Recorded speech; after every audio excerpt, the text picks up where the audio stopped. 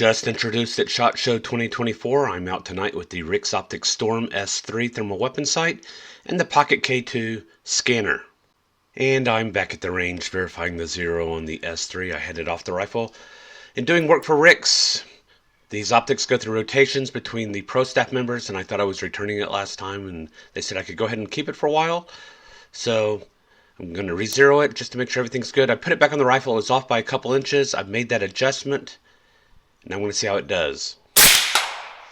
So that's my target at 100 yards, fully zoomed in at 14 power. And here's a view of the shot from the RIX Optics K2, now in slow motion. The shot impacted about where I was aiming, so I'm good to go hunt. And here I'm looking at some deer running by. They're going to cross the road at about 80 yards, so the range is going to be somewhere between 80 and probably 120 yards out there in distance. Now the RIX Pocket K2 is a 256 resolution thermal scanner. So it's going to be a shorter range scanner, but as you can see, it works pretty well. Alright, looking at a small critter from the truck on the road leading up to the house. Go see what it is. Alright, I think I'm at my shooting position for an armadillo. Here I'm going to run through the different color palettes for the K2 just to see how the armadillo appears in different color palettes. Now let's see what it looks like from the Storm Carpe Daisipus. Got the armadillo out there at 70 yards. This is my lane owner that has an armadillo problem. I'm going to run through the color palettes on it as well. Obviously this armadillo is not long for this world. I have no problems picking out the head from the tail with the 384 resolution Storm S3. Now I'm just waiting to take my shot. So the armadillo is going to align a little bit lengthwise. Here we go. You can see the bullet deflect on the severely quartering shot. And we are back to the Pocket K2 for a more YouTube-friendly image of the downed armadillo. Here once again going through the color palettes. Now this is going to be a little cottontail bunny out there at about 35 yards. I let squeak to get its attention. I was hoping to get it to run, but since it stayed in place, I decided to go ahead and see exactly how far away that it was, so I'm going to pace it off right here. And the last few paces for a total of 35 yards. And while pacing off the rabbit, I noticed some coyotes in the distance. Those are out there about 300 yards or more, and that one's a little closer to 250. Now at this distance and resolution, they are a little bit hard to identify as coyotes. I identified them as coyotes based upon their behavior and their running gait. Although standing still, they could be confused for deer if you're not careful. Moving on to the next property, I've got coyotes there in the distance. And cattle off to the side. The humidity's up to 100% at this point.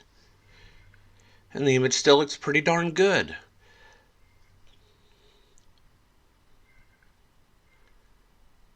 So those are going to be bedded coyotes out there at about 180 yards. Now this is what it looks like from the Storm S3 Carpe Canis. That's actually another group of coyotes in the distance. But these are the ones that I'm interested in. The wind's in my favor at this point, so that's not going to be a problem. They have seen me approaching through the cattle, so they know something's up. So it's not just two, it turns out there are actually three of them there. And one of them's smarter than the rest, and it realizes something bad is about to happen.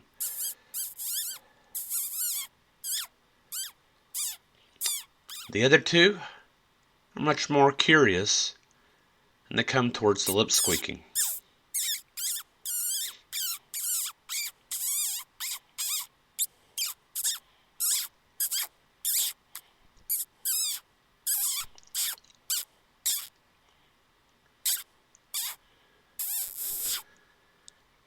And so they're nice and stationary. I'm going to go ahead and line up and take a shot.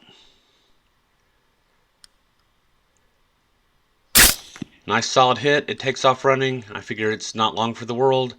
I try to line up on this one, and I never get steadied up on it. This should have been a double. And I just blew it, not being able to calm down enough. My original coyote's down right there at 145 yards. That's going to run away. And here's the downed coyote. That's actually a good sized male. Brass Catcher by Tactical Brass Recovery. Now after the shot, some of those members of the far group of coyotes circled around, way around behind me, and this is where a couple of them ended up stopping out by the water tank. That it's a bedded cow or bull in the distance. And I need the coyotes to be below that ridge. That ridge is going to be horizon for me because the land drops off behind the tanks after that. And the coyote's never in a position for a shot, despite being at a good distance, so I had to let those go.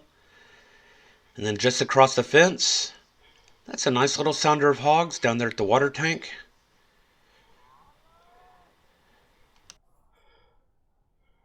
What the heck? And for reasons unbeknownst to me, they spooked. They stopped here, and then they took off again and never stopped. And they did it for my night. As both of these units are new as of SHOT Show 2024, I'd very much like to hear your opinions on what you think about the performance of both the RIX Pocket K2 that comes in at $500 and the Storm S3 that comes in at just $1,800. Please leave your comments below.